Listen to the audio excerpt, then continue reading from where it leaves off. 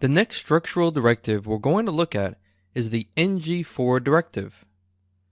The NgFor directive instantiates a template once per item from an iterable.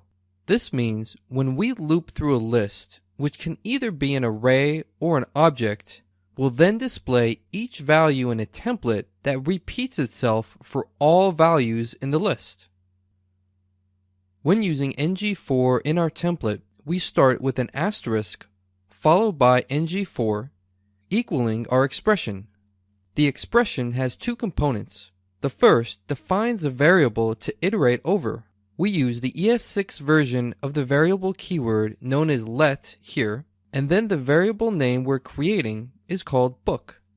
Then we use the keyword of as our iterator, with books representing the list. You will commonly see NgFor used inside of a table row in order to create multiple rows. However, we can create multiple anything, including divs and spans. In this example, we're using our assigned variable book, then dot notation to grab the values from our list of books. Normally, we're grabbing this data from an API or database, but if we created a list of books in our component, this is what it would look like.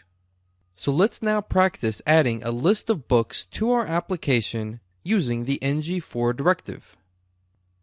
So going into our books list component HTML file, I'll first add in our NgFor loop, setting it equal to let book of books. Then to change around my binding, I'm simply going to add our book variable as a prefix to each one of our bindings.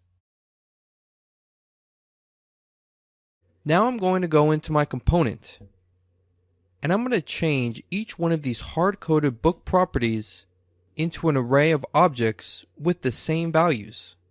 I can do this by creating an array with the name of books that's going to be of type any and equal to an array of objects. Then I'm just going to copy over each of these properties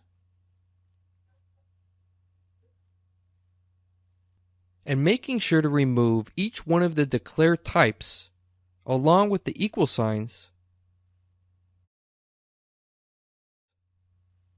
and then changing the semicolons into commas. Now, when we save these files and refresh our app,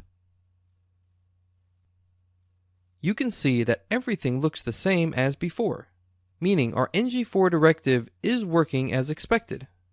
So we're only seeing the one book being shown here since we've only created one object in our books array. To get a better idea of this directive in action, let's add one more book to our array by just copying over the contents of our first book. So I'll save this file, and on refresh, you can see that we now have two books shown. So this should give you an example of how easy it is to loop through and display whatever data that we need on our page. We'll conclude our discussion of directives with an example of how to use the ng class directive.